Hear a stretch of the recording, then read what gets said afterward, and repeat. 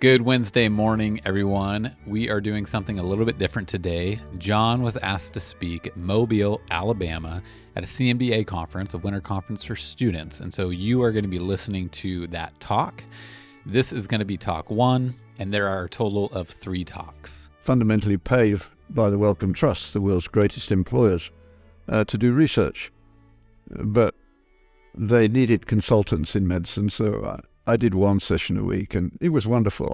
From a medical point of view, I saw more LE kidney disease in 1 month than I'd seen in 4 years in London. There's an incredible amount of lupus in Jamaica, probably due to her. We're not certain of that yet.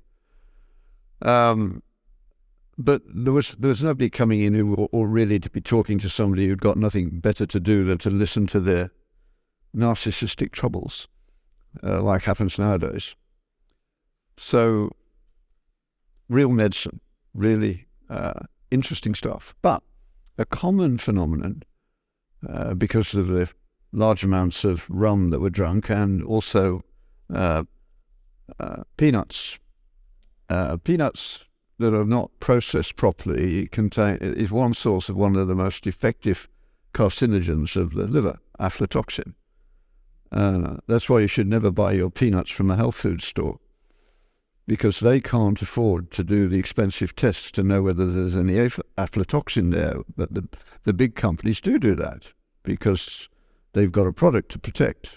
So there's one situation in which the technically produced peanuts are light years better than the raw ones. So of course you're not going to get aflatoxin here very much, but that was common.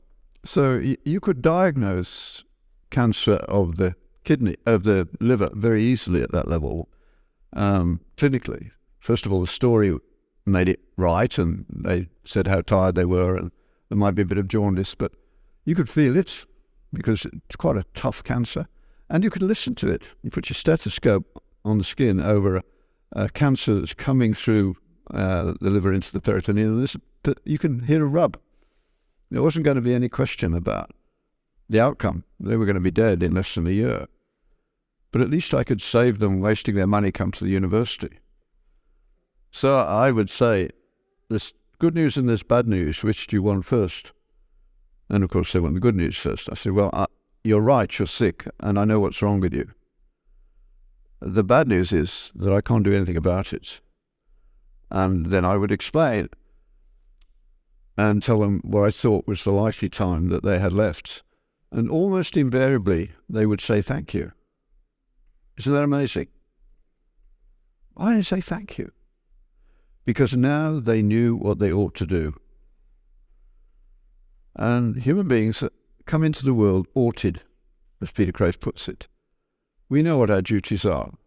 When we come to the end of life, which you guys are not thinking about, you need to sort out the bad relationships that you've let go on for a long while. You need to set a lot of things straight if you're going to die well. You won't even hear about dying well. As the bureaucrats take over, these things die. And they will have to be rebuilt in the church where they started. I suspect that within your lifetime, we will see the rebirth of real human medicine within the context of the church. In Africa, people walk past modern hospitals to get to the mission hospital. Why? Because in the mission hospital, they're treated as people made in the image of God. You won't hear that in medical school. There's a failure to understand the history. And that's terrifying. Now, I grew up those of you who've heard me before, this is just a little introduction, so that you realize that I'm talking from the perspective of having made almost all the mistakes it's possible to make. Not from a point of view of holier than thou, far from it. I wish that were the position I was talking from, but it isn't. So you do what you do. And Jesus only asks you to do one thing. Go and tell what the Lord has done for you. And if you don't have anything to say, don't say anything. And talk to him about it. So I grew up in a blue-collar family in Birmingham, England, where the Industrial Revolution began. My grandfather on my mother's side was a Marxist trade union leader, and on the other side, a drunken coppersmith. So it wasn't a good start, so to speak. My mother, who grew up with 8 siblings in the Marxist family, my grandfather had no education at all, but he was a Rolls-Royce toolmaker, could work to a 10,000th of an inch. Lost his job many times for starting a trade union, but when they were needed. But he read. He knew Shakespeare better than many of my colleagues in the English department of the university. He could quote reams of it, and he could quote Shaw and Shakespeare and Marx and Engels. And I thought Churchill's Christian name was Brimstone because he always called Churchill Brimstone Churchill. And the first thing I knew about him was that he had quite unjustly and maliciously stopped a strike, a legitimate strike in Ebbw Vale in his younger years in the 1930s, when people were being paid a wage which wasn't a living wage, and he sent the troops in. Ebbw Vale never forgave him. When he died, they danced in the street. So I had a very strange understanding of the world in political terms. My mother had become a Christian and my father was a Christian. And my mother's conversion was amazing. She was actually a very bright woman, and she got a scholarship, but her father wouldn't let her take it. He said, "I will have no favourites in this family. You're not going to be different from your siblings." So age 13, she was working as a seamstress in Birmingham. But by the grace of God, she was working next to a Christian woman who was wise. Don't evangelize the people you work with. They're watching you. That's your evangelism. And don't expect it to work if the two don't fit together. They're watching you all the while. This woman realized that this was a very angry teenager, and she loved her. Just was nice to her, cared about her. And when she'd earned her brownie points, so to speak, she said to my mother one day, "We've got some interesting missionaries at our church this week. Would you like to come?" And my mother said, "I've got nothing better to do. I'll come." Now, these are missionaries who'd gone to the Belgian Congo with C.T. Studd, who was the founder of a mission called WEC. The only thing you need to know about WEC is they didn't pay a salary. They were truly faith missionaries. And they had gone to the Congo in the early part of the 20th century, early 1900s. They came home every 5 to 10 years on furlough, not like we do nowadays. And of course, they had these amazing stories. They spent 3 hours a day in prayer. You do when you have no income. And God had never let them down. This is as far from Marxism as you can get. And my mother jaw dropped basically and went, and on the third night she got saved. Now she had someone to write to, because in those days the mail got to the middle of the Ituri forest. It doesn't anymore, but it did then. So they knew when she got engaged, when she got married, and when I was conceived. What I didn't learn until some 45 or so years later was that from the day they heard that I was conceived, they put me on their daily prayer list. They prayed that I would become a Christian, that I would become a doctor, that I would go to the Belgian Congo. Nobody told me. Now, if you are a Christian at your age, the most likely reason is that you've been loved into that by your family. You may not have adopted it in a deep sense. You may not have any conversion story as such. A lot of people don't. I don't. That isn't the way it works for everyone. I was smart enough as a little boy. Only in retrospect I understand that was it, because I was reading books that you're not supposed to read at that age. And I understood very early that this story's got to be true, that I heard every week in church. Because people went willingly with their children into the Colosseum and were murdered, and they took their children with them because they didn't want them brought up as pagans. and they died courageously. And some of the stories were actually the most powerful stories in the early Christian world. There's a famous one of a noble Roman lady and a slave girl who died together, both Christian. And the slave girl was pregnant when she was taken in, and they said, well, you can have your baby first, you'll turn another slave. And she had a difficult delivery, and she was screaming. And the guards were taunting her. You're screaming now, what about next week with the lions? And she said to them, next week he will be with me. And they knelt and prayed and died without a sound. That story went round the Roman world, and many others like it. The best account, in many ways, that I know of was in First Things some years ago by a very unusual man, but he could write, David Bensley Hart. His atheist delusions is much better than Dawkins' God delusion, and he'll expand your vocabulary as well. But he pointed out that the people who went willingly to be martyrs in the early church were numbered in their thousands when the population of the world was a fraction of what it is now. And as he puts it beautifully, he says, by any reckoning, it was a victory, because the pagan temples were empty, the idols were silenced, and the whole of the Western world knelt at the feet of Jesus, in cultural terms. And that is what happened. And we don't read history anymore. You are not taught any history. Let me rub it in, a little salt in the wound. And I'd be delighted if one of you proves me wrong at this point.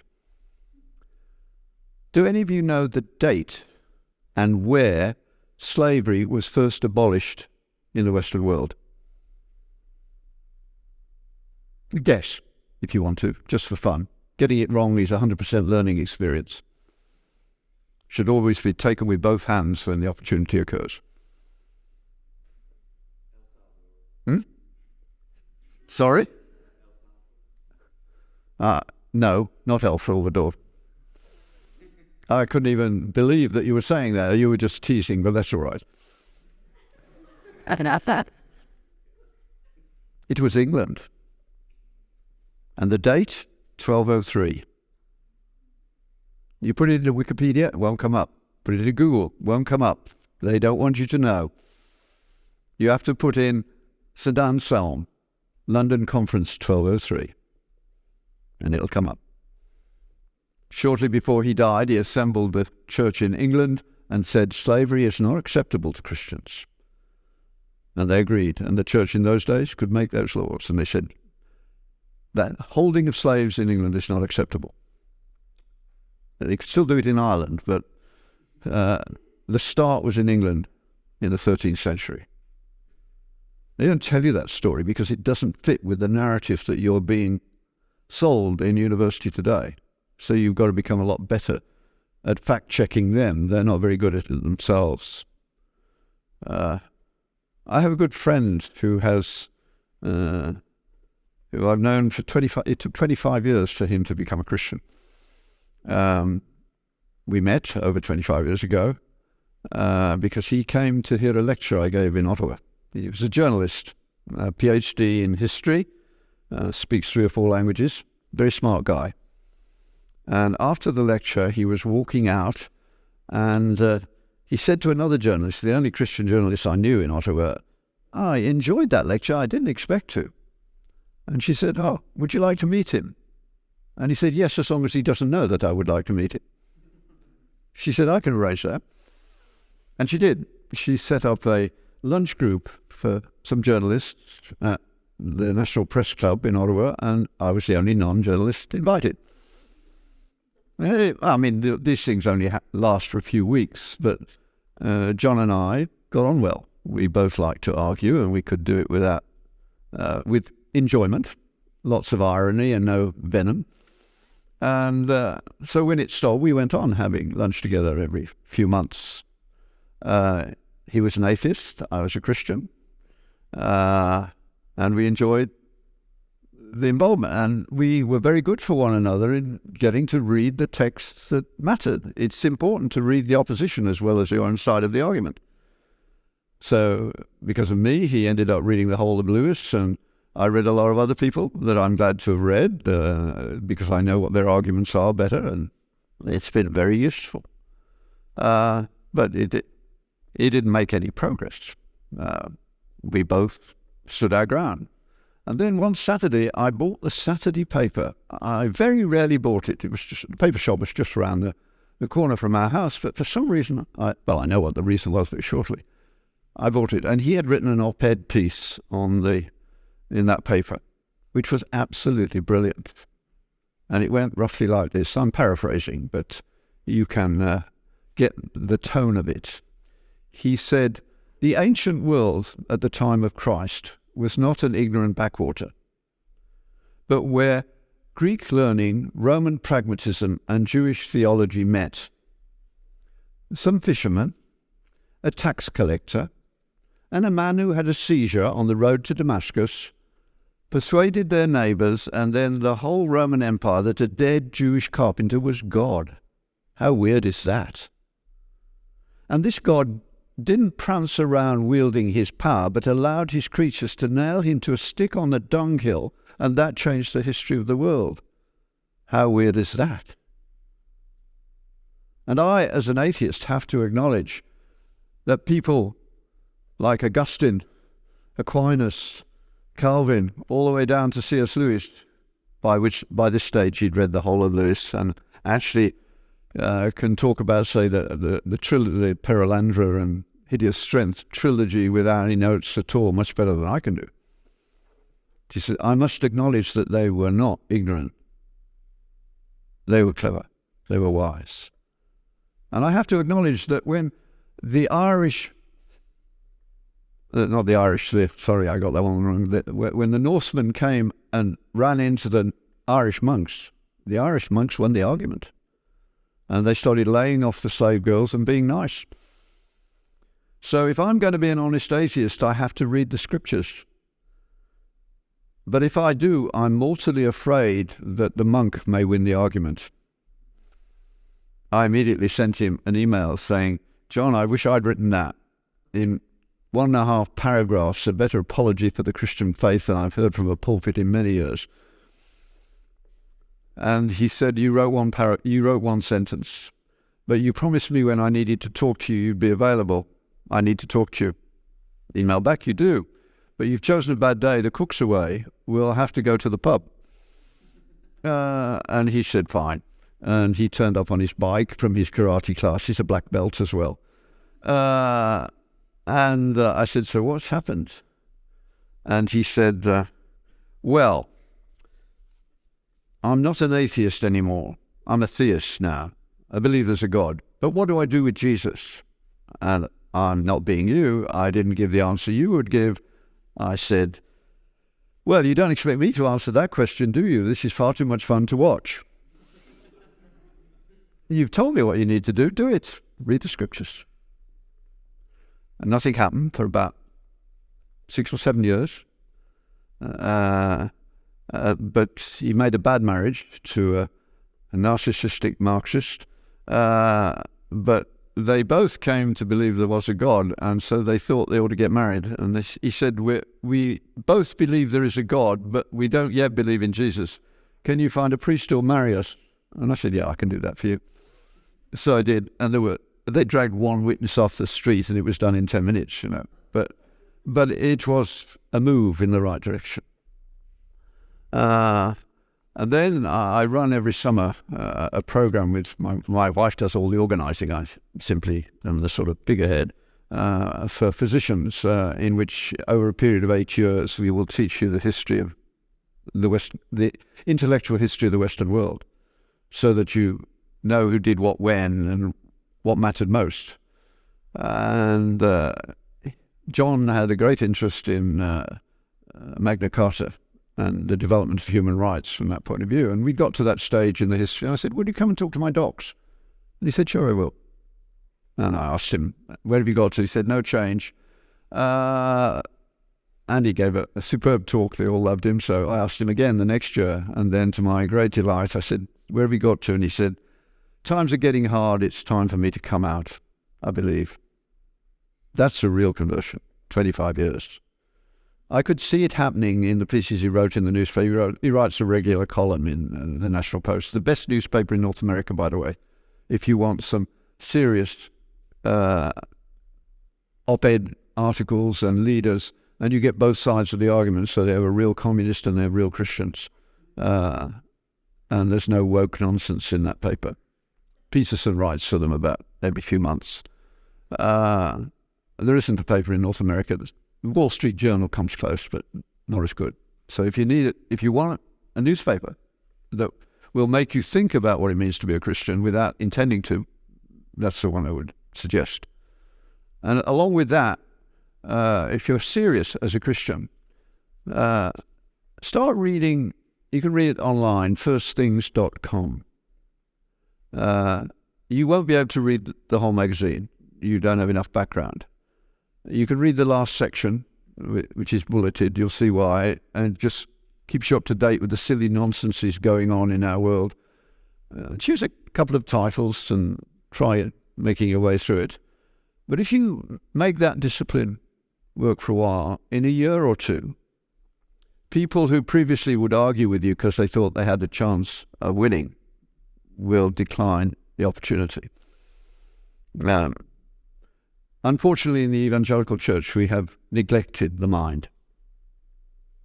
Evangelical Anglicans are probably the worst. I can actually say this from the pulpit. Why did Paul write the epistles? Now, none of you can give me an easy answer, can you? But they were all written for practical reasons. Paul was watching the church, and it didn't look good to him. I don't think he knew Christ was real, and so something would happen, but it didn't seem to be happening to him. Only Demas has left me, only Luke is with me, or only Mark was with me. I've forgotten now who it was, but that was the end of his life. It looked bad. But he carried on to the end. We're not like that. We're not as tough. So we've got a lot to learn at that level. So when you start engaging seriously, things begin to happen. That's the important point. And you start to learn things that you didn't otherwise know. So have some serious reading in your life. I got a bit off track there. We'll come back in a minute. It happens to me at my age. Names disappear. It's very funny, actually, because I need a name and I can't remember it. But I know I don't have Alzheimer's. I just have this strange memory loss of names. So they haven't gone permanently. It's just the recall mechanism that's not working properly, and it comes back at random after that. But I can tell you the story of the person I'm about, and it's great fun in any decent audience. I only get about 90 seconds in, and somebody says, "Oh, yeah, that's Michael Faraday." "Thank you," I said. "That's the correct answer." And off we go. And of course, you smile, everybody does, and now the clock is reset. I can go on talking for longer. And I have no idea how long I've been talking for already, and neither do you really, unless you've looked at your watch. It was an American who taught me quite how bad this could be. This is a digression. There's lots of rabbit trails in my talks, and most people enjoy them. My wife hates them. She wants it all neat and tidy, and I say the life is not neat and tidy. And she does acknowledge that very often after a lecture, somebody will come up and say, when you were saying, and it was one of the rabbit trails, I thought you were talking to me. And Sally said, grimacing, because that's the way God works. Just to remind us, nothing to do with us, really. We're just doing what he tells us to do. Tell what the Lord has done in your life. And it works for other people too. So that happens all the while. Get used to it. You have to be willing to go down that road. And I assure you, it's well worth going down, because he's better at this than you are. Remember that he said, "Have no fear what you will say." And you live fearfully now, don't you? Especially men in medical school. Medical schools and the university has been ruined. There's no humour there anymore, because humour is almost always politically incorrect. So people walk on eggshells. It's terrible. But that's where we've got to. But have no fear. That's what, as Christians, you ought to do. And I had it happen to me big time. The most amazing one probably was some years ago, about 20 years ago. There was an attempt made in Ottawa to legalize euthanasia. And it was buried under a bill to prevent doctors being sued for increasing opiates at the end of life. And there should be no danger in doing. There is no danger in doing that, and there was no need for the bill. It was really a means to open up killing patients. Fortunately, one Catholic senator's assistant realized this had got to the sort of committee stage, and it was sliding in under the radar. And there were only a few days left when he realized, and so he had to find at least 3 people, he thought, who represented serious numbers of doctors to present to that committee. And there was only about 12 hours left to write what you were going to say. And I was one of the people he found. And there was a Catholic palliative care physician, another colleague of mine, who knew all the data on this stuff. And we got our things in, and they had to accept it because of the numbers we represented. So we got to talk to the committee. Now, when it came to be my turn, I was the third one to go. The first 2 went the day before, and there was one guy in between who fortunately, as it turned out, he sent the committee to sleep. Some of them actually nodded off, And I get to the microphone, and the chairman of the committee says, "Dr. Patrick, don't read your paper to us. We will read it into the record. Talk to us." And so I had to put down what I'd prepared, and I started to talk. I wish I'd written it. I was listening to myself, and stuff that I hadn't used for years came up at exactly the right moment, quotations. It was absolutely brilliant, but it wasn't me. At least I couldn't imagine doing it. But there it is in Hansard. I can still go and find it. I must do so at some point, because it's about a 20-year anniversary. I was on such a high at the end that I don't remember how it ended. But somebody sent me the copy of Hansard, and it's lying around my library somewhere. And the chairman said, "Dr. Patrick, if you use a scalpel like you use words, I would like to come and watch." And we stopped the bill. That gave us another 20 years, but now we failed. The culture is decaying. You're living in a decaying culture. I've just read this last week Dorothy Sayers' book, Letters to a Diminishing Church. Well worth reading, written in the 1950s, but it is so apposite today. We have lost our imagination. And she was talking to a group about your age in the first talk she gives there, about how we have lost our sense of drama. The dogma is the drama, she says. Just think of the creeds, but you probably don't go to churches where creeds are actually said anymore. But as she says, the creed says that Christ, a man, is God, the God who made everything around you. Doesn't that blow your mind? And I bet none of you have ever had your mind blown by reciting a creed, have you? Because you've got to the point where you can read it without actually reading it. I mean, that is an absolutely incredible statement. But it's what you say you believe, but you don't live as though you believe it. We don't. We like to dumb it down and make it domesticated. And God doesn't like that. In our family, one of our favourite lines in difficult situations is, "But he is good." Can you know what comes before that? It's C.S. Lewis, The Lion and Wardrobe. When they first hear of Aslan, Lucy says to Mrs. Beaver, "Is he a tame lion?" And Mrs. Beaver says, "Oh no, he's not tame, but he is good. He's not a tame lion." But you won't find out anything about that until you go beyond your own comfort zone. You don't learn. If you choose to stay in a comfortable place, you'll say, fine. That's your choice. But if you go where you didn't want to go because you know he's in it, you're in for a wild ride, but you wouldn't miss it in retrospect. So those prayers for me, I got an amazing scholarship. There isn't time to tell the story, and I ended up going to one of the 6 best schools, high schools in England, the same school that Tolkien had been to a generation before me.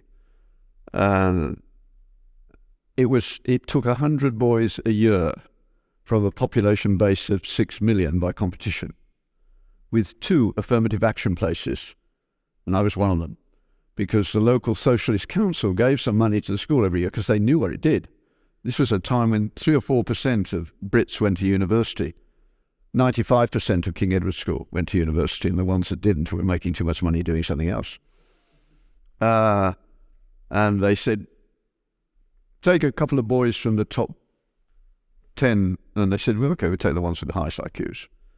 I didn't know that 2 years later, because I wasn't educated like the boys who were there. They came from, professorial families and the like.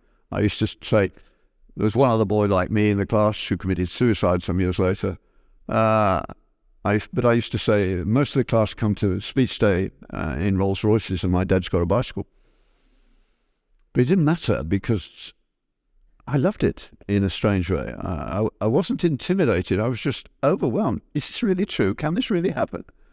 To arrive at a high school, nobody in my family had ever gone to university, and certainly nobody had gone to King Edward's. And I got to my first homeroom, and my homeroom, we call them forms, class you'd say here, the teacher spoke 5 languages. Oh, so this is high school. And when he proceeded to say, you will be doing 3 languages this year as well as English, Latin, German and French. And I did. I can't do many of them. I can only do English now, but I suppose the others would come back if I needed them. But it was an incredible education. Quite stunning. And nothing like it still exists. But on this continent in the 1960s, the Bible was removed from school. It should not have been removed. It was not removed in Britain because they at least asked the right question. You tried to fight it on religious grounds. That was silly. You should have fought it on cultural grounds. And that is an argument you can't lose. Because all cultures inhabit stories that give meaning to the culture. There is no such thing as a multicultural society. There can only be a multicultural collection of people. A culture is made out of what you hold in common. You cannot build it out of difference. It's impossible. And you will never, ever see a multicultural patient. See why? Everybody you meet inhabits a story of meaning because that's a human condition. We have to do that. We can't avoid it. We all have to say ought and should and must on occasions. And all you have to do as a Christian is say, where do you get that idea of ought and must from? And they can't answer the question. The Christians can. They say it's hardwired because we're made in the image of God. And as a pediatrician, it's a no-brainer. When you have children, write down the first statement your children make that is quasi-philosophical. My favorite one is not fair. Every child says it before they can speak complete sentences. Now, you could give the title not fair to any decent professor of philosophy and he could write a book. It wasn't acquired. It wasn't written by society. It was not imposed. It's not patriarchy. It's God. And he wrote it on the hearts of children. And we look at it and miss it. Have any of you ever noticed how C.S. Lewis opens Mere Christianity? I hope you've read it, but I suspect you haven't. But he opens with that thought. He doesn't. He has children slightly older because they're speaking sentences. As a pediatrician, you know it's much sooner than that. It's before they speak sentences. The smarter they are, the more highly articulate they become. But we are not like any other animal. The best poets recognize it. I had a wonderful moment. I want to encourage you that you can go into any environment, and if the Lord is with you, you don't have to have any fear at all. And I don't. I don't remember when I was last fearful, even with a gun pointing at me in Zaire. Both of us, my wife and I, and my son was with me, and we'd had a breakdown, and there's no law in Zaire at that time, now the DRC. And on that road, people had been murdered the week before by soldiers. Nothing happened. But this guy was drunk, and he got us out, and he didn't shoot us immediately. And after a minute or two, I said to my son, "Are you frightened?" He said, "No, I'm not. Isn't that strange?" I said, "Neither am I, and neither is your mother." And he knows it, and it's terrifying him.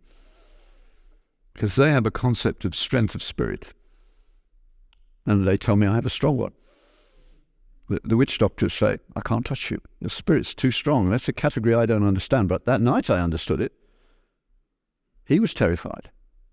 And then out of nowhere, a soldier of higher rank who was sober arrived, and we were free. He said, "What on earth is that about?" We didn't know that the Rwanda war was just blowing up. Sally was on the bridge in Goma. She was on the board of World Relief Canada. And she stayed in Africa for 2 years because that was the year my youngest went to university. I could look after myself. And there were 6 and 7-year-olds trying to care for 4-year-olds. Sally loves kids. She was not going to walk away. And there was no email, no contact. And so we had to trust. Neither of us was at any point afraid to the other. We had no anxiety. None. That is amazing, isn't it? But that's what happens. But that happens when you go beyond your comfort zone. I had the best summer of my life in 1995 in the refugee camps. I went out to see my wife. She came home for about a week at Christmas just to raise money, and frankly the whole family said, "Thank God she's gone back," when it was over. Because she just co-opted everybody's time for her project, and there was no argument. You just had to do exactly what she wanted, and then she disappeared back to Africa. So I went out to see her. I knew she'd have a decent place to stay, and Bukavu is, if it was peaceful, it would be a tourist mecca. You're going on Lake Kivu quite soon. The temperature's perfect. The scenery is incredible. The Itumbi Mountains, absolutely gorgeous place to walk. And you can see the gorillas as well, it's just, but you're also highly likely to get raped or murdered, so that's the downside. But anyway, I went to see her. I wasn't intending to say this tonight, but there you go. And she said, "You're talking to the leaders of my camps tomorrow morning." I said, "What?" She said, "You heard." I said, "I've just flown halfway around the world to get here." She says, "You never suffer from jet lag. You don't have a problem." And she's quite right. And I said, "What am I going to say to them? I'm a professor. I live up in an ivory tower. They've lost everything." She said, "You're exactly what they need." You can't argue. I went. And the first thing you have to know about Rwanda is that it's a very church-going country. Before the war, 80 or 90% of people went to church, roughly half Catholic, half Protestant. So we talked for about 3 hours, and then we got to the question, how can we, who call ourselves Christian, end up killing one another? Women had slaughtered children whose names they knew by locking them in a hut and setting them on fire. People had killed people they'd sat next to in church because they belonged to the other tribe. And when it wasn't a genocide, it was an outpouring of evil. Previously, Hutu and Tutsi, whenever they met, the Tutsi won. This time, the Hutu went mad as they had never done before, and the Tutsi were totally unprepared, and they got slaughtered. But they won in the end, and they rule now, so 20% are ruling 80%. That's not a long-term solution. But these were Christian. And they said, "Can you help us?" And I said, "Well, there are 4 talks that I could give, I think, that might help you. One would be to teach you the history of other countries, like my own, England, which were as brutal as you are, or worse. And Christianity didn't stop it immediately. Conversion does not make you good, does it? It makes you redeemed. Goodness is an entirely different phenomenon, and it takes time. Culturally, it takes centuries. Rarely will you see the emergence of things that are dependent upon Christianity in less than 2 centuries. When England was re-evangelized properly under Gregory the Great, the evangelization happened very quickly, and the tribes said they were Christian. But it was 400 years before they had a king who could read and write, and before you saw any beginnings of the emergence of Judeo-Christian moral culture. It's not quick. So I could tell them that story. And I said, the next thing you need, you have a diminished idea of salvation. Do you think of salvation in 3 tenses? You were saved. You are being saved, hopefully. And if you can't see that happening in your life, you need to repent and ask that you will see it in your life. And one day, when we see him, we shall be like him. Present continuous salvation is what the church majors in. Paul specifically says, I have heard that you're loving one another. That's why I'm praying for you. Has he got that backwards? No. He's praying that this growth of the church, which is showing in love for one for another, will grow, because that's the way the church grows. Present continuous salvation. There's nothing in the New Testament that I'm aware of that makes you responsible for how you feel, because you can't do anything about your feelings except discipline them. What you are required to do is develop a Christian mind. And that's hard work, but it's the most valuable. You, statistically, have only about a 20% probability at the end of residency that you'll be going to church. That's the average for an evangelical group. I grew up where I went to church 3 times every Sunday until I went to university. And fortunately for me, for the first 5 years in university, I went to church for the sermon, because I was listening to a couple. I had every Sunday to choose between Martin Lloyd-Jones and John Stott. A pretty good choice. I still remember Lloyd-Jones' sermons, and people recognize it. I've had people come up in North America say, you were in Lloyd-Jones' church, weren't you? I said, yes, I was. They recognize that he got to me. He preached 3-hour-long sermons a week. One on Friday night, which was a Bible reading. He got through 1 chapter of Romans in 5 years. If you want to listen to him, you can get him on YouTube. MLJ in North America, Martin Lloyd-Jones. Listen to him on Romans 8. He will set you back on your heels on a proper account of feeling, which I have a tendency to get this, to overdo the lack of feeling. Of course, when Christ comes into your life, you have feeling. It couldn't possibly be otherwise, but you can't manufacture it. That's his doing. And he can make you joyful in the worst possible place. So I said I would teach them a better theology of salvation. And then I said, you need to learn about discipleship. And I will do that from the Sermon on the Mount. And finally, you need to learn how to be a man, and to be a Judeo-Christian man in the way you raise your children and treat your wife. And they said, can we arrange that? Now, I'd been in Africa many times. I should have said, how many times do you want me to do that? But I had said to the Lord, that's the beginning of that summer, my research in the area was in ruins because of the war. They'd wrecked it all. No, I couldn't do it anymore with that. And I said, Lord, I've got nothing to do this summer. If you've got anything for me, I'll do it.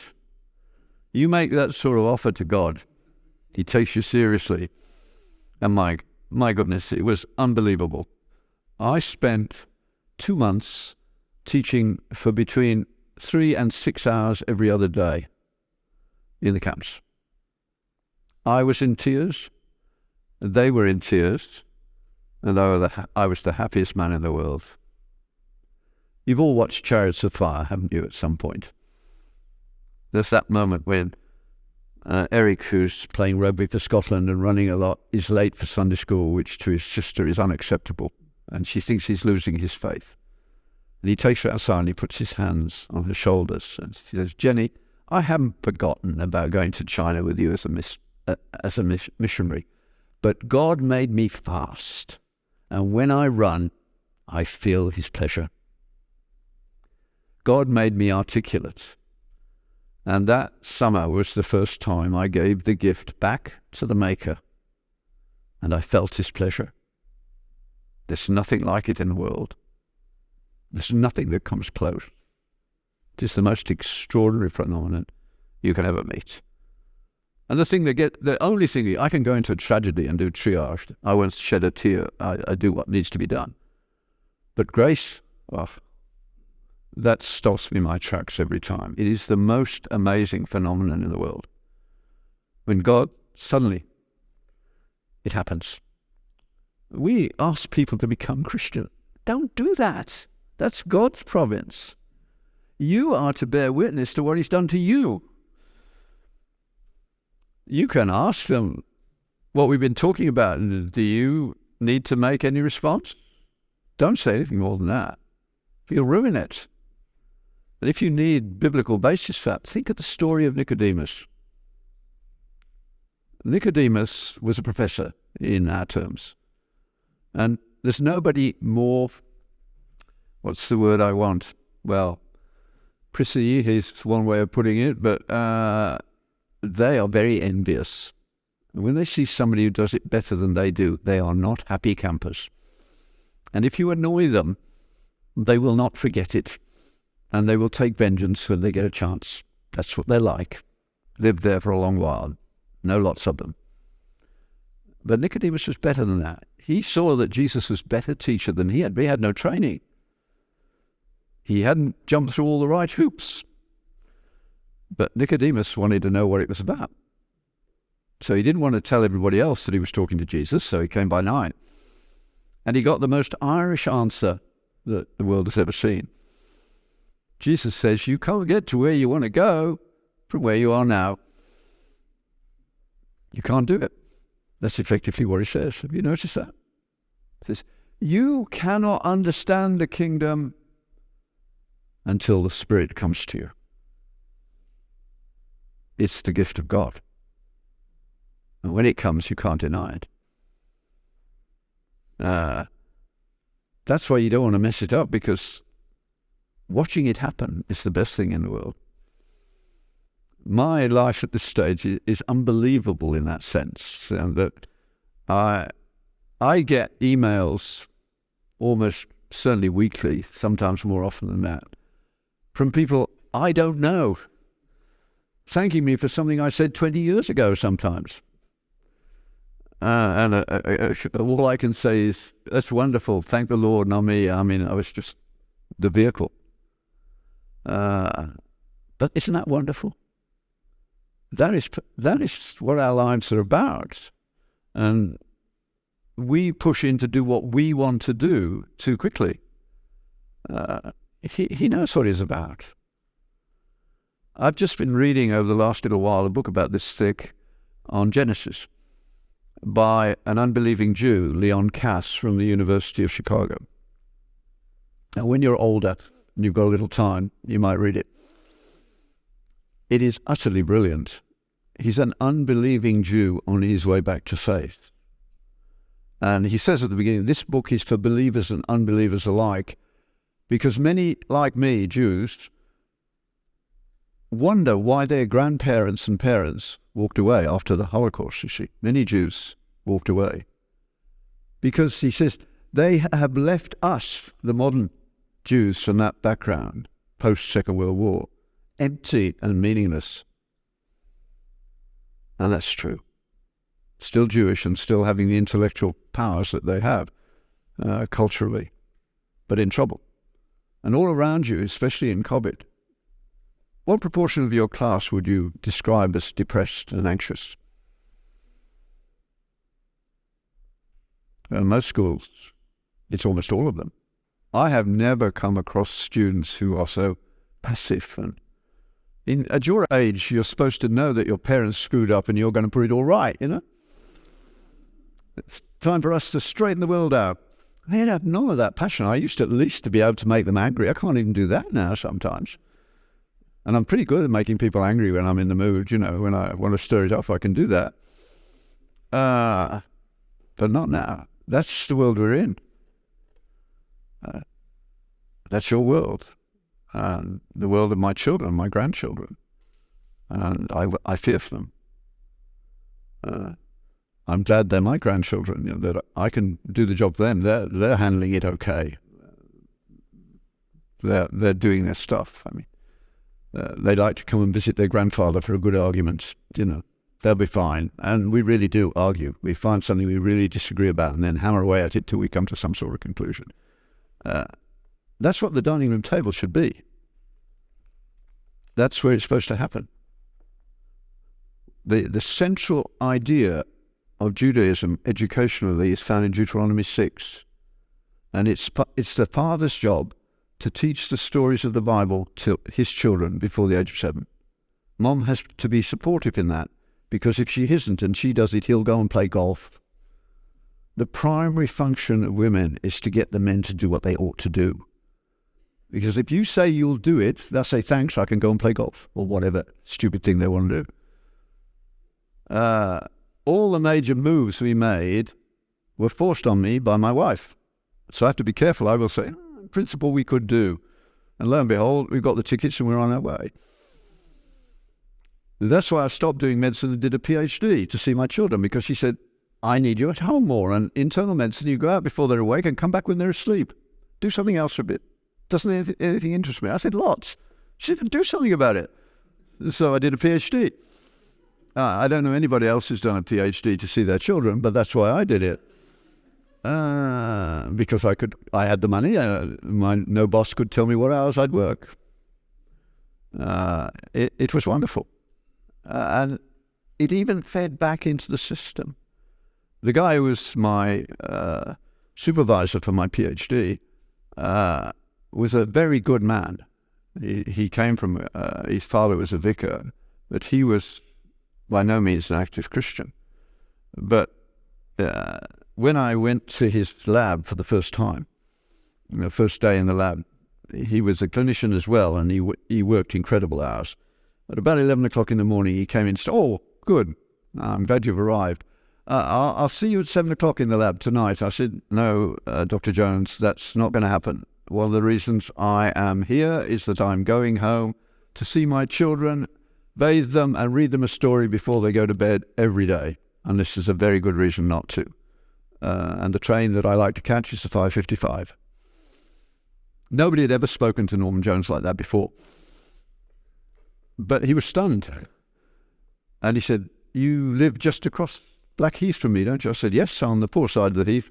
And he said, well, will you come and talk to me in my study at 11 o'clock? I said, no problem. So from then on, we discussed my work in his study at 11 o'clock at night, and I drank his whiskey. Years later, he told me that week when I came into his lab, his son had had to write an essay on parents. And it was 6 pages about his mother. And then he said, my daddy is a very nice man whom I see for precisely 1 1/3 days each fortnight. So he was feeling guilty. I prayed for him for 20 years. And then he got saved. Of all places I've forgotten the name of the program now, the one where you sit around and watch videos from the guy in Brompton, and then you eat together. The last place I would have expected Norman Jones to get saved, but he did. Because that's the way God does things. If you're proud, you have to be humble, don't you? So another good friend of mine, whose books you should have. Any of you read any Diane Comp yet? Get Diane Comp's Window on Heaven and keep it on your shelf. When you see a second-hand copy, buy it. You'll give it away to patients time and time again. Diane is very like me. We're very similar. We both grew up in Christian homes. We both lost our faith in practical terms in early university, the end of university. Graduating to become a doctor is very dangerous. Nurses want you, and you don't say no. It's trouble in all directions. She would acknowledge she's not a very beautiful woman, but she's incredibly bright. So she had 2 markers against her. The guys were frightened of her because she was too smart, and they didn't look twice anyway. So she knew she wasn't going to get married. But she loved children, so she did pediatrics. And then foolishly, she ended up doing oncology. But she'd become an existentialist. She believed that life had no ultimate meaning. You do what gives you pleasure. But our mother kept turning up, because as soon as she knew that she couldn't save this child, she handed them over to the social workers, and she just passed by, so to speak. Just said hello. But basically, she didn't get involved in the dying process.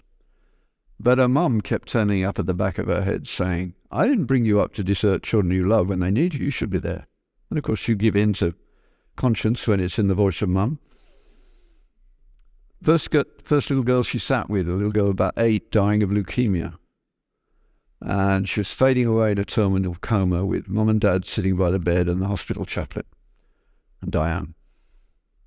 And children quite often have a lucid interval just before they die. It's very interesting. Other people do too, but children more so. So this little child was fading away and then suddenly sat up in bed and said, Mummy, can you see the angels? Can you hear their singing? It's beautiful. And she was gone. Just like that. It turned out, of course, the parents were Christian. A huge help in their bereavement. They had seen that their little daughter had already seen heaven and just wanted to get there. And Diane didn't give in. The hospital chaplain went away because he'd only got Psychology 101 and hadn't covered this. But Diane was far more astute than that. It took 2 more children to bring her back to faith. I won't spoil the book for you, but a little guy with an IQ of 80 nailed her. And as she said, put the nail in the coffin of her existentialism. And it's so beautiful. I won't tell you now. Get the book. And then give it any parents you see who are facing bereavement, especially Christians. It's a book they need on their shelf. Beautiful. She wrote another one called A Little Child Shall Lead Them. And then the people who publish it's published, I've forgotten. But they put the 2 together and added 1 more story and sold the 3rd one because it sold so well, I'm sure.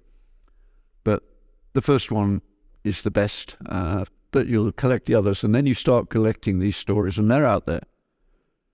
That's why doctors are much more likely at the end of their lives to be Christian than lawyers. Because if you do real medicine, you see things that stop you in your tracks. And of course, that's the good thing for you, and you need to be a little bit more willing to do the work and a little more aggressive. How many of you know James Tour? Any of you? He's at Rice. That's not so far away from you in Houston, is it? And what about the guy from the Discovery Institute? What's his name? Got name block. Can see him. Can't remember his name at the moment. But anyway, the 2 of them did a brilliant conference in Dallas a little while ago. So you put James Tour conference, Christian Apologetic Conference in Dallas, and it will be him and the guy from the Discovery Institute. It's absolutely stunningly good. You see, the world has changed. Again, I have a little story of how God just does things. I've taught in Cuba 6 times, mainly medicine, but it was arranged because there are Christian doctors in Cuba, and Canada didn't cut off relations with Cuba. And the Christian doctors there managed to get permission for us to go and teach, to bring the updating in medicine. And I went and I said, there's no Christian content to this conference. And the Cuban doctor said, could you do that? I said, sure, I can do that. So I did. And it became a permanent feature. And very quickly, there's quite a lot of Baptists in Cuba, they discovered me, and so I was teaching them as well. I got to talk to the Minister of Health about my misdemeanors at one point. He said, "We know what you do. Don't push the envelope too hard." I did. Well, that year, I think I was talking to a group of your sort of age in a packed church at midnight on a Sunday. I'd been talking about 4 hours. I didn't know I'd been talking for 4 hours, but that happens. And so I didn't get a visa for a couple of years. And then I went back and they guarded me more carefully. But on one of those trips, I had one of these lovely God moments that you can all have. This is what Christ wants you to have. And when you really take Romans 8 under your belt, you will see how he wants you to do that. He doesn't give it to you. He says, ask, seek, knock, because the process is part of it. It's not a gift like candy floss. It's a change of life and a change of understanding of happiness entirely. So anyway, this one that comes to mind now, I'd given a lecture on some aspect of electrolyte metabolism or acid-base metabolism, something like that I normally talk because people find it difficult to do, and I think it's interesting. And a gentleman came up to me, and he didn't look like a doctor, and I said, "Oh, who are you?" And he said, "I'm the head of the Department of Marxism and Leninism in the local university." I said, "What are you doing here?" He said, "I've come to see you." "Why?"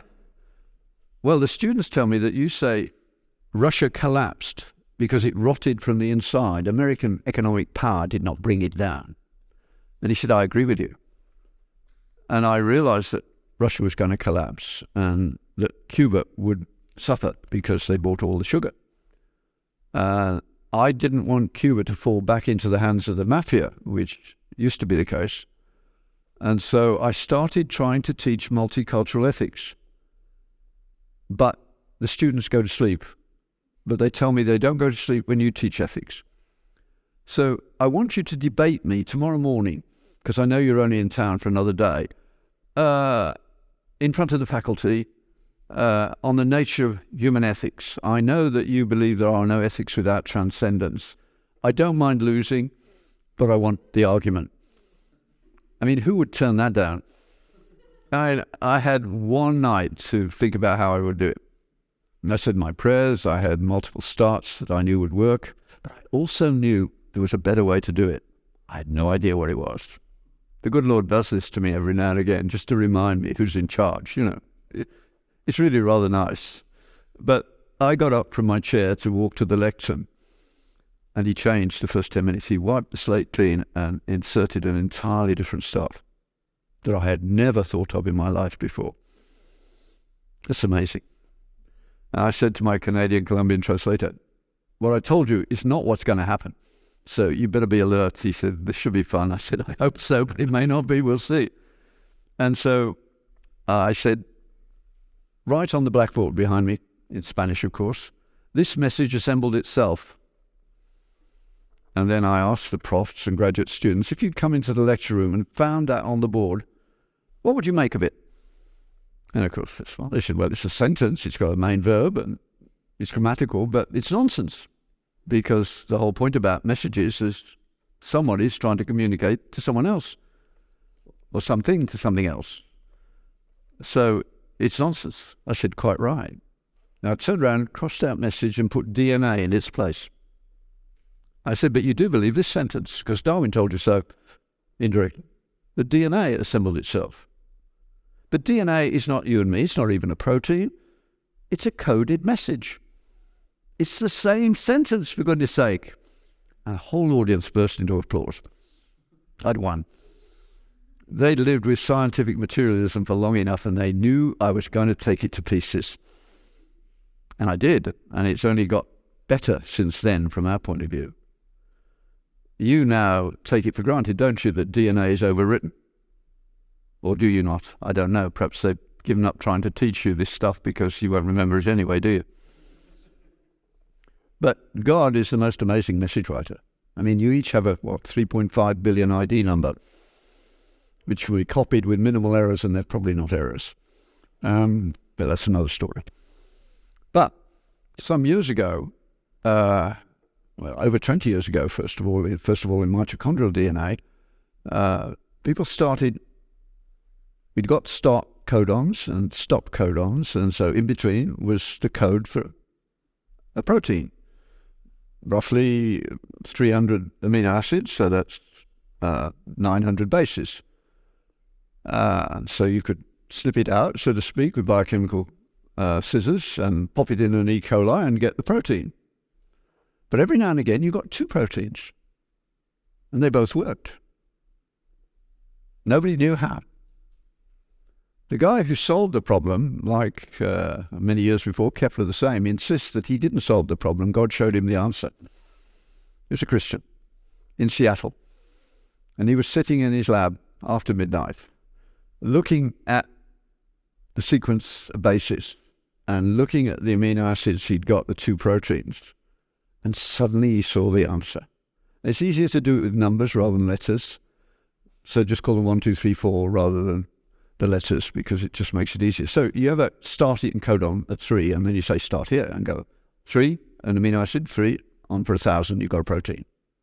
But he realized there was another codon saying, as well as starting here, you can start one further over. So you could go 1, 2, 3, 4, 5, 6, 7, 8, 9, and so on for about 1,000. But you could go 2, 3, 4, 5, 6, 7, 8, 9, 10 in the same sequence. It's like taking a Shakespeare sonnet and imagine it all compressed together, and you could start at the first letter and the second one and get two entirely different poems from the same sequence of symbols. God can do that. He's done it in DNA. Now, the probability of that happening by chance is roughly 1 for all the molecules in the cosmos. That's 0. It is absolutely numerically impossible. The same thing is happening in physics. So the best departments in the university to maintain your Christian faith are quantum physics, cosmology, and molecular biology, because it is just so overwhelming. Now, what James Tour has done is the next step. That's what the Discovery Institute is involved in, what I've just told you as well. But James Tour is a chemist of the very high order. He's got about 800 patents. I met him a little while ago. And he does a lecture, an apologetics lecture. He said, this is a Christian apologetics lecture. I'm not going to mention God in the whole lecture. I'm just going to show you what it takes to get from an inorganic world to an organic one for one molecule. Not all the ones we need for life. And the chemistry is exquisitely difficult. And he's very good at you don't understand all the chemistry, but he can make you understand how much sweat and tears goes into doing this.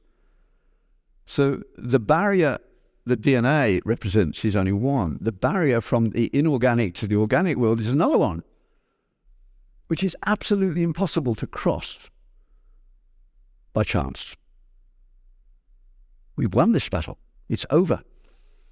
But more importantly still, the one thing that Darwin cannot do is what? This one glaring problem. Unfortunately, the best writer on it is an atheist who's just an honest philosopher. You cannot get from a statement in the indicative tense to a command.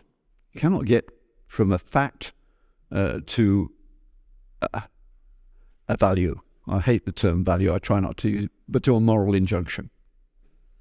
And the guy who's written about it most clearly is a man called David Stove, now dead because he committed suicide when he got cancer, which is a perfectly rational thing for an atheist to do, but not before he had written Darwinian fairy tales. He says, I couldn't care whether Darwin's right or not. He's right about microevolution, that happens. Anybody who denies it is simply ignorant. But bigger than that, no, we don't have any evidence, so we're still waiting. But what we can never do is get a moral life. It's not possible. And David Stowe does it brilliantly. You cannot get an ought from an is. Just imagine this gentleman here. Can't see your name even. What? Luke? Well, imagine he has cancer. And imagine last week in my laboratory I invented a cure for that cancer, but nobody knows about that yet. Should I give it to him? Well, he's going to say yes. Do you have any friends? Doesn't look like it. Should I give it 10? Yes, right. But what if I'm a Darwinian, a real Darwinian, and he's wealthy, and when he dies, I inherit his estate? What would a real Darwinian do? Nobody knows. Let him die. I get his estate, and then I market my cure, which will take 10 years to get the real living. If it is all a battle of the genes, that's what you do. But nobody does. So it's wrong. You cannot get from physical fact to value. Now, they'll tell you they can, and they have clever games, but they're not doing it. You can get prudential oughts, you can't get moral oughts. So if you wish to catch such train, you ought to leave now. That's not a moral statement, that's a prudential statement. And that's their escape clause, and most students don't realize what the prophet's done. But you can't actually do that. You can't get the morality out of the physical fact. But we can't live without morality. And we're almost inarticulate when we come to talk about these things in the church. When have you heard a really serious discussion about sexuality in church? Or about sexually transmitted disease in the youth group? Or about abortion? Yes, you get cross about it, but can you argue the case? I give a regular lecture on abortion. You want to have fun? That's the way to do it. The best one was in Harvard, of all places. That's a lovely place to, pull the short and hairies. And I was giving the lecture I give on abortion. They simply haven't thought about it properly. I call it the domino effect of Roe v. Wade. Things come with consequences and you can't avoid them. So if it was your class, for instance, I would start like this. I would say, how many of you in this class do you trust? What proportion? It's a very low proportion and it's getting less all the while. I guess I say those are not here, but the rest of you that you do trust, is there any possibility of agreement on abortion? No. Isn't that strange? Here's this area that you can't agree on, but you trust one another otherwise. So the real question isn't abortion at all, is it? The real question must be, what do you need to believe in order to reach the one conclusion or the other? Now, I think that's not a difficult question to answer. If you're going to be pro-choice, you must believe that you're not killing a human person. Otherwise, it's murder. In some sense, at least.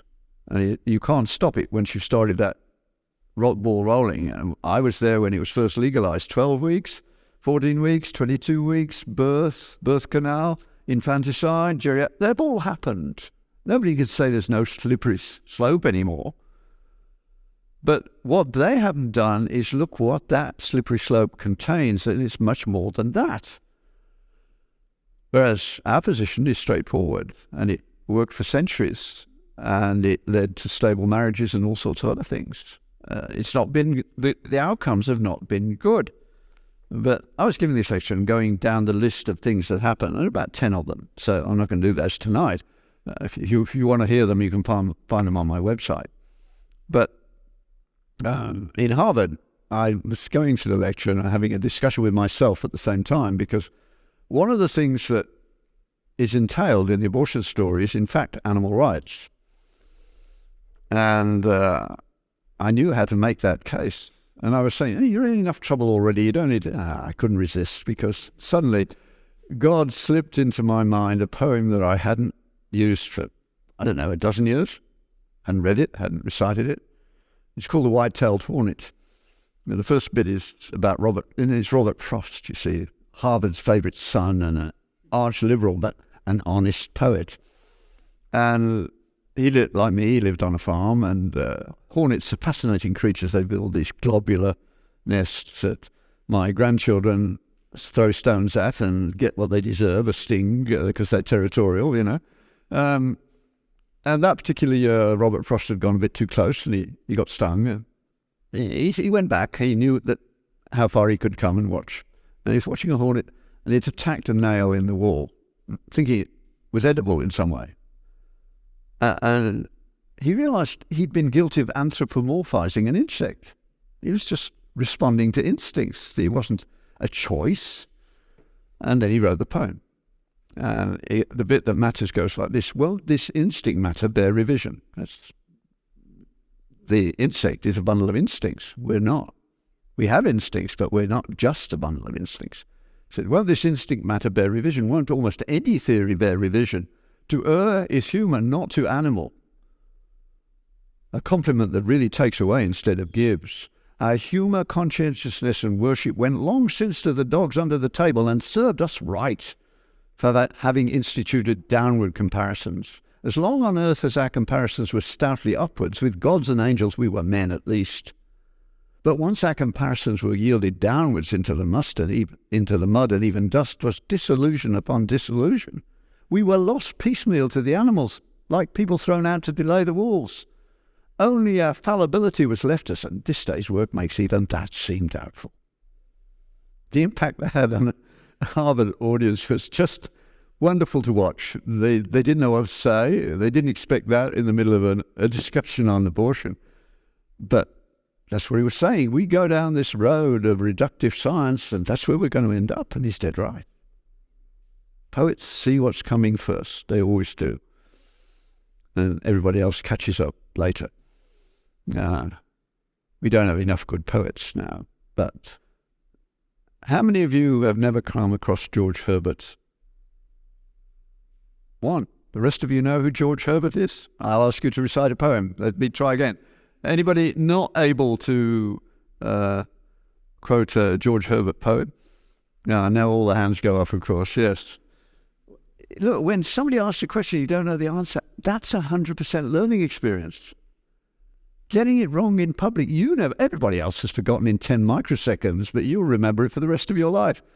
I would say to students, if there's something you can't remember that you really need to, get me to ask you in the middle of before 400 students, you'll never forget it again.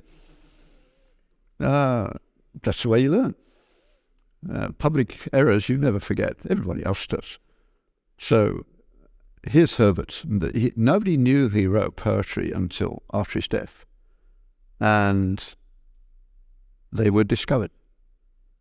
Love bade me welcome, but my soul drew back, guilty of dust and sin. But sweet-eyed love, observing me grow slack from my first entrance in, drew near sweetly asking if I lacked anything. A guest, said I, worthy to be here. You shall be he, said love. I, the unkind, the unclean, I cannot look on thee. And who made the eyes, said God, but I? You shall sit down and eat my meat. So I did sit and eat. Isn't that a beautiful description of what it means to become a real Christian? We don't do anything except enter into a relationship that will be constantly growing and interesting for the whole of your life. Now, that wasn't the talk I intended to give, and I'm sure I've already gone a lot further in time than I should. But I do want to end with one thing, because there's some things I want you to go away intent on doing, and I'll do two this time. Others can wait for the next lectures. And they're about how you change your mind in the direction that Christ would want to change it. And there are two things you can do, and if you do them, you will bless me forever, and that's rather nice. How many of you read the Psalms regularly? None. That's typical. As your Christianity is challenged in the next few years, you will read the Psalms a bit more, because that's the last bit of scripture. When the Bible dies for you, which you can do, the last bit to go will be the Psalms. Because the rubber hits the road in the Psalms, but you have to know them before you can do that. There is, in fact, a psalm for residency, a verse for residency. It goes like this: I have become like a dried-up old wineskin in the smoke. When will you punish those attendings who are punishing me? I've only added one word, but I haven't made any difference to the psalm. That's in Psalm 119, somewhere around about verse 86. The poetry, it would be even better in Hebrew. I don't know any Hebrew, but it is amazing. And you need to to read a psalm a day. I mean, don't read 119 in one go. One column of your Bible will do, so to speak, but read a psalm or a couple if they're very short. Before you go to school. If you do it for a month, you will never stop. Because you will go through the Psalms twice a year. And that way, you will know where to go on a very bad day. And you are going to have very bad days. You're going to come home one night where someone has died because of your incompetence. And that's not easy to handle. That everybody does it. It's inevitable. It's part of the process. It's not as bad as it used to be because you have these wonderful models now that you can learn a lot on, like the pathology in a better way. Some of the robotics are just incredible, and I think they're wonderful. But nevertheless, at the end of the day, you come along and you have to do things. I put in some of the first pacemakers in the world. We had no idea what we were doing. But when I started, they lasted 6 weeks. But a year later, they were lasting months. Now they last years. Wonderful to be involved, but those people that I saw when I started doing it had a worse deal than later on. You don't want to go to hospital when the residents change. That's a bad time. Mortality goes up. Towards the end of their residency, that's a good time. They're as good as they're going to be at that point. But that's true of us all. You've got to live with that. You need people who will help you through that. And the Psalms will help you through that. I mean, there are Psalms that start in gloom and end in gloom. Just to tell you, you're not alone. Those people wrote some more Psalms, so they came out of it in the end. Psalm 73 would be a wonderful psalm to learn by heart for students. I call it the student psalm. It's written in flashback. The man who wrote it, not David, he says, "As to me, my foot had well nigh slipped." He's looking at his life and looking back and saying, "Gee, that was a mere thing." And in the psalm, he was envious of people who were not Christian. They seemed to be doing better than those who were serious believers. In that case, not Christians, Jews. And he stopped, first of all, by courtesy and by love and by good manners. He says, "But if I say what I'm thinking to those at home and in my church, I will break their hearts." That's not a bad reason for not doing something. It didn't solve the problem for him at that point. There's another turning point. He says, it wasn't until I went into the house of the Lord that I saw that their feet, the unbelievers, were in slippery places. Oh, what a fool I was. All I need is you, O Lord, and I know that afterward you will take me to glory. That's just a beautiful psalm about life. You're going to have your feet in places that have well nigh slipped. My wife rescued me. The night before, we'd known one another on and off for 7 years, but we were both always right. We still are. She still has to learn the lesson. And she was a redhead. She's grey now, but the redheaded streak is still in her brain. And it makes life exciting. So, but we'd last about 6 weeks, and then we'd go different directions. We'd come back every now and again, because everybody else was a pushover, and that wasn't appropriate for us. And anyway, we hadn't seen one another for about over a year or so, and she turned up in Oxford and found me. She said she'd just got a posting there. I'll leave it at that. But the night before she came, I had gone back to my room. We lived in a hospital in those days. You worked for 5 months and 2 weeks without any official time off, and you lived in the hospital. You got some service out of that, and you food and no rent, but pay was minimal. But I got back to my room, and there was a nurse in bed waiting for me that I hadn't even invited. And I heard the voice behind me saying, "This is not the way." I felt overwhelmed and guilty, and then Sally returned. We were married a year later. The guy who married us, he understood me. I didn't even know there was going to be a sermon at our marriage. And I don't know anyone else who's had as a marriage text, no man setting out to build a tower doesn't first find out whether he's got enough bricks. He was looking at me, the sermon was directed entirely at me, saying, I don't think you've got enough bricks for this project called marriage. And he was right. And that took us back to church. Took me back to church. Sally was back. She'd been wandering too, so we were both in the same state. And we're both envious of our children because 3 of our 4 children married as virgins, married virgins. That's the best you can ever do. The sexologists don't tell you that. They try to pretend this group doesn't exist because their marriages are so good. There's no divorce in our family. We have 30 to lunch on Christmas Day. There's no divorce there at all. Isn't that amazing in this day and age? That you get 30 people together and they have no contact with divorce. You all want that. Remind me to teach you the 4 levels of happiness when you're in the mood. What time is it? What? 10:40. Oh, you've got off light. The first time I was aware of this was in Chicago.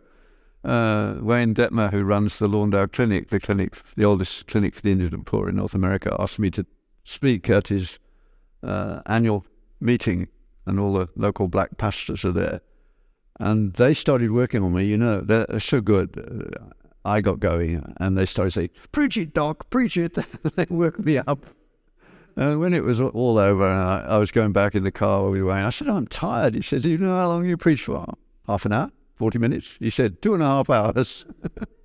I had no idea. So you have to stop me if I go on too long. That's the way it works. And you might get the talk you think you get, and you might not. But if it's different, it's for someone. I know that. Now, the other thing, the Psalms, and the second one, take Bonhoeffer's advice. You're entering a period of your life which is very dangerous to your soul.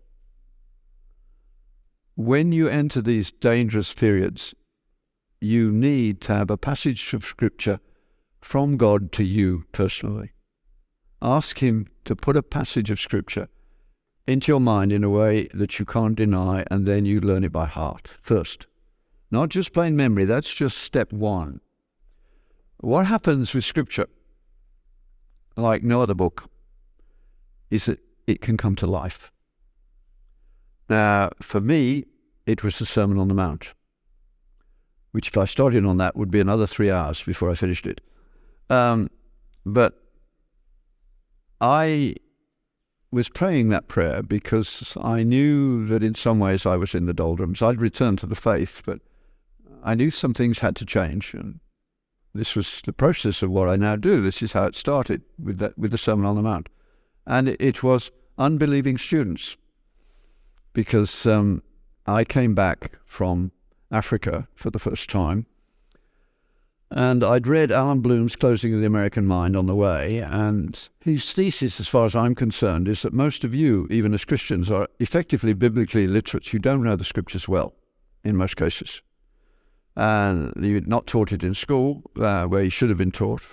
Whereas when I went to school, in elementary school, every class in my elementary school, every year had to recite a psalm in front of the rest of the school as a group. And so the teacher had to get you. I can still remember Miss Crockett getting us worked up about who shall ascend into the hill of the Lord, You don't forget those things. That's why it should be done then. But it's not happening now. We're not getting educated anymore. So I had been praying that prayer, and I said to the students, the medical class, teaching biochemistry, somehow I managed to say, if Alan Bloom is right, and I've been reading him of late, you are a bunch of ignoramuses. Now, if you said that today, there'd be a riot on the spot, wouldn't there? But in those days, this was 1987, 88, thereabouts, they were more polite than that. But about 20 of them came up after the lecture and said, you've no right to call us ignorant. you don't know that. I said, it's not me, it's Alan Bloom, but so I'm not going to apologize, but why don't we find out whether he's right? And they said, what do you mean? I said, well, I think Alan Bloom says that if you don't know the stories of the Bible, you are metaphorically deficient. And I can't teach you philosophy without the full range of Christian metaphors, and you can't read Shakespeare without understanding the full range of Christian metaphors. So let's see whether you know the scripture. You all think Gandhi's a great guy. He said the Sermon on the Mount is the greatest piece of writing that's ever happened. Tell me how it starts or what it says. Now, you're a Christian, but I bet you can't. How many of you could tell me the first verse of the Sermon on the Mount? If you don't raise your hand, I'm going to point at you as they recite it. How many of you could do it? No one. And they couldn't either. And I said, there you are. Alan Bloom's right. You're ignorant. And then, bless them, they said, what are you going to do about it? And I said, that's your problem, not mine. I don't intend to do anything. I'm very compassionate in that way. And they said, but you claim to know important things that we should know.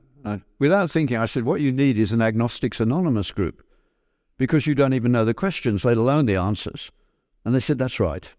So AA was born on the spot as an extracurricular course.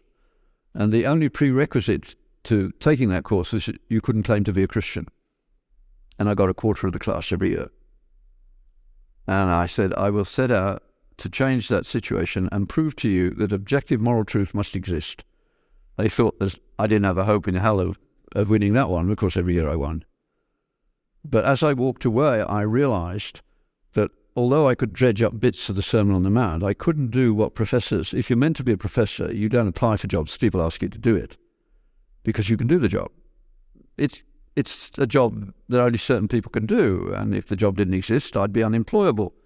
I would go to medical student lectures on biochemistry with the wrong notes to keep myself awake. They never knew, it didn't matter. We give lectures and you have to stop us. Notes are just a sort of security blanket. But I couldn't do that with our Lord's longest sermon.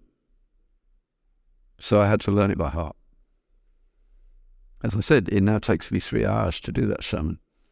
It's been growing for, 40 years? And it's still growing. The only analogy I can come up with that having the scriptures brought to life to you like that is like watching water fall in a desert and the flowers come up. It is so rich. It is beyond belief. Once you really take it on board, you see it all over the New Testament. They all live it. The book of James is a commentary on the Sermon on the Mount. And so he goes on. But it's the way to become a disciple. And the first step in becoming a disciple is blessed are the poor in spirit. Now that's an aphorism. You have to ask the question, what did he say next? Aphorisms have to be expanded, have to be understood. Jesus obviously did that. But Matthew didn't write it down. Matthew had a good mind, and Jesus obviously preached the sermon in various forms in various villages. And what we got from Matthew is pretty good. It's going to be lovely to find out the details later on, but he had to say something. And you can find the phrase poor in spirit in other places. And of course, what makes you poor in spirit? Well, of course, it's facing the truth about who you are. If I could now go zap, and for the rest of this weekend you're having a bubble over your head like a cartoon character, and every thought that you have is there for everybody else to read, what are you going to do? How many friends are you going to have in 2 days' time? A city. You know, a moment, and we all think things that we're very glad nobody knows we thought. That's who we really are. And Jesus says, that's the first step. You are blessed when you face that reality. In fact, you have the kingdom. That's what he says. And of course you do, because he knows that when you become that addicted to truth-telling that you can face the nasty truth that we all have within us, you get to him. Why? Because he's the source of all truth. It takes, the more proud you are, the longer it takes. I mean, it took John Wesley 10 years. And he was a missionary in those 10 years. And he was, as he wrote in his journal, I can save others, but who will save me? And then he got saved by a man reading Luther's commentary on Romans in broken English, just so that he got over his Oxford snobbery. That's the way God works. Poverty of spirit is the first step in being a disciple. And I still struggle with that, of course. I have a mind that can be salacious and a tongue that can be dangerous. I have plenty of things to be, for goodness sake, give me a break, Lord. And I go ahead. I can't not only resist putting the knife in, but giving it a twist, You all have, you know what your problems are. Women's are different from men's, aren't they?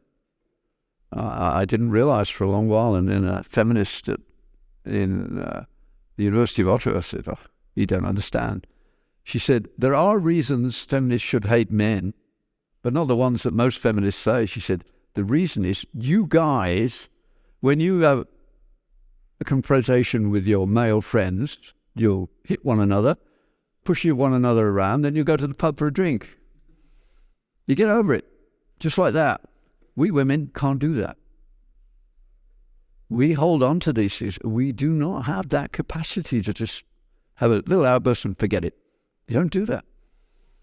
And I couldn't believe it. And then I asked a few women's groups, Christian women, is that true? And what did I get as an answer? Yeah, I can see it on your faces. Yes is the answer. We're different. So men need to know that, and women need to be open about it. And it's the reason why we're suitable to do some things and not others. Women are so protective of children for good reason, and that's part of the deal.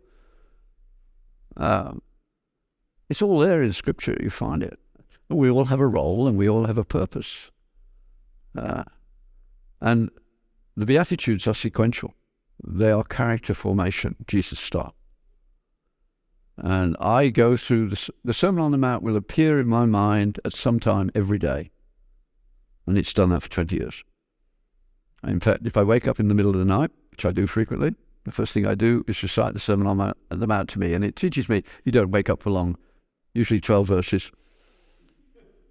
So I have to start at different places in the sermon to get it right. Thank you guys all for listening today. I hope you really enjoyed it. If you have enjoyed it, feel free to leave a comment, leave a review, or share it with a friend. And if you have a question for Dr. John, you can ask that at www.johnpatrick.ca/ask, or you can check the links in the description below. Thank you guys all so much, and we will see you all next week.